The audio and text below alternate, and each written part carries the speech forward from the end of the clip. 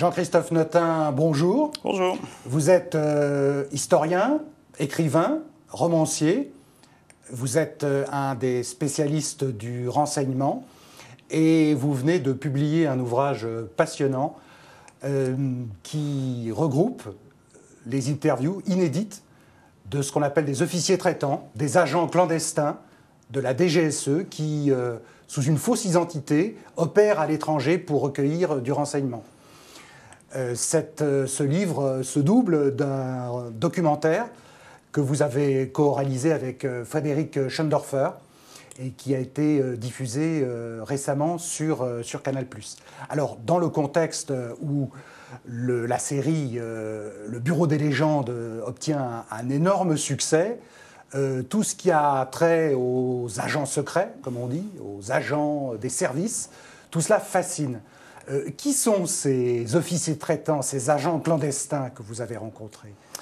Alors, ce sont beaucoup d'hommes. Il y a une femme dans le panel de 13 que l'on a constitué. Ce sont à vrai dire, c'est très représentatif de la société française. Le but de la clandestinité est de pouvoir proposer un échantillon pour pouvoir s'intégrer dans le monde de l'étranger, si j'ose dire. Donc, ça peut être des militaires, ça peut être des civils. Ce sont des gens relativement jeunes, la quarantaine en moyenne.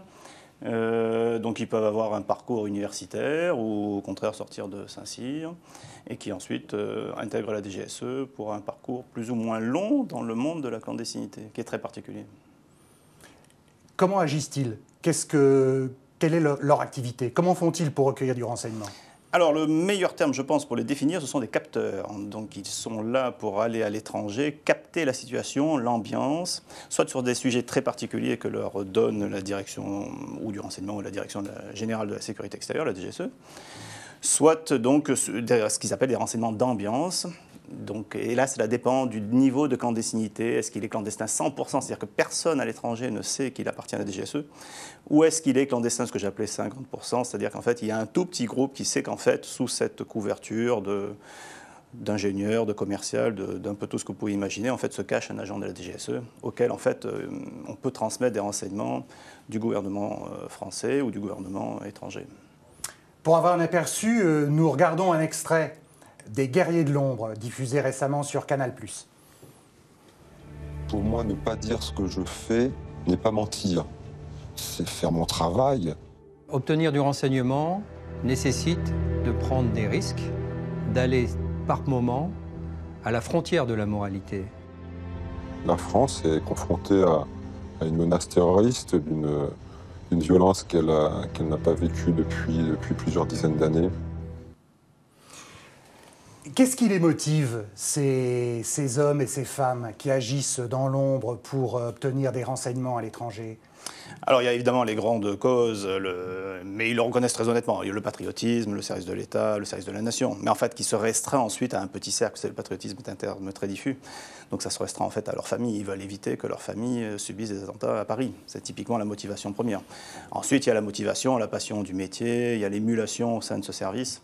Essayer de ramener le meilleur renseignement, c'est un peu aussi une course, évidemment, pas au scoop, mais à la meilleure information. Alors, ces agents que vous avez interviewés, ils parlent de leur recrutement, de leur formation, de leur activité. Ils parlent aussi de leurs difficultés dans la vie familiale, dans la vie sociale. Comment est-ce qu'on vit cette situation qui peut parfois être un petit peu schizophrène entre le secret absolu et puis la vie d'un homme ou d'une femme normale ? Alors c'est un peu une espèce de parenthèse dans leur existence. Ils vont tous vous dire qu'ils le vivent très bien a priori. Évidemment, ils ne peuvent donc rien dire à leur entourage, y compris à leur femme. À la femme, ils vont uniquement dire, ou au mari, j'appartiens à la DGSE, et dans le cas du service clandestin, je vais partir dans tel pays, parce que ce sont quand même des situations très à risque. Mais c'est tout. Donc pendant X années, ils ne vont rien pouvoir dire de ce qu'ils font, de ce qu'ils ont vécu, de ce qu'ils ont fait de bien, de ce qu'ils ont fait de mal.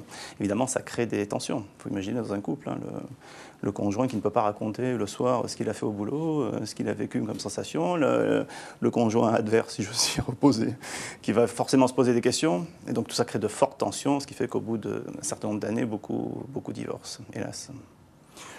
Leur action, leur activité, elle se déroule dans le contexte. Et le contexte que nous connaissons, c'est la lutte contre le terrorisme et plus particulièrement la lutte contre Daesh.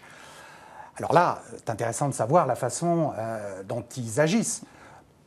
Récemment, un article paru dans un journal américain, le Wall Street Journal, parlait d'une forme de ciblage, d'une coopération entre les services, on ne parlait pas spécifiquement de la DGSE, mais entre les services français, les forces spéciales françaises et les Irakiens, pour cibler, pour neutraliser très spécifiquement les djihadistes français en Irak et en Syrie. Qu'est-ce que vous en pensez? Est-ce que ceux que vous avez rencontrés interviennent de près ou de loin dans ces actions? Alors, bon, le Wall Street Journal mélange un peu tout et n'importe quoi, c'est la tendance actuelle, on parle d'opérations homo, d'opérations militaires. En l'occurrence, là, les gens de la DGSE qu'on a interviewés, ce sont des agents clandestins, ce sont des officiers de renseignement. L'officier de renseignement n'a surtout pas vocation à tuer, détruire, le but est de passer totalement inaperçu. Donc ce ne sont pas ces gens-là qui seraient à la limite concernés par ce que raconte l'article. Ensuite, si on peut revenir sur l'article, il est plein de contresens et de l'alimentation d'une rumeur qui court déjà depuis quelques années, hélas, et qui tend à assimiler, y compris le soldat français, à des tueurs à gages, ce qui est un scandale absolu. Que des Français dans les camps djihadistes soient tués, c'est une évidence puisqu'ils se placent dans le camp ennemi. Donc ce sont des opérations militaires, vous vous placez dans le camp ennemi, vous vous prêtez à y perdre la vie. Qu'ensuite on puisse dire que des soldats français, donc là en l'occurrence ce sont des forces spéciales en Irak, partent au soir dans les routes de Mossoul pour essayer d'éliminer, cibler des individus très précis. Ça, c'est un scandale absolu. Les soldats français sont liés par des lois de la guerre, des lois françaises, des lois internationales.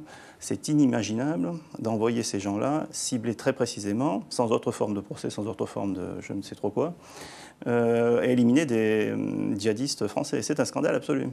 C'est quand même apporter une image sur ces soldats français, mais y compris sur les agents de la DGSE, sur plus de tueurs à gages, d'assassins, c'est le terme qui est employé par différents journalistes, confrères. On parle d'assassinat ciblé. C'est un scandale absolu. Vous faites référence à l'ouvrage des journalistes Davet et l'Homme, et un président ne devrait pas dire ça. Le président de la République lui-même a levé un coin de voile sur ce qu'on appelle les opérations homo. Comment est-ce que ces révélations, tout à fait iconoclastes sur un sujet qui est normalement maintenu sous une chape de secret, comment est-ce que ces révélations ont été accueillies dans la communauté du renseignement que vous connaissez bien ? Très très mal. C'est évident que c'est typiquement le genre d'information. Un président ne devrait pas dire ça.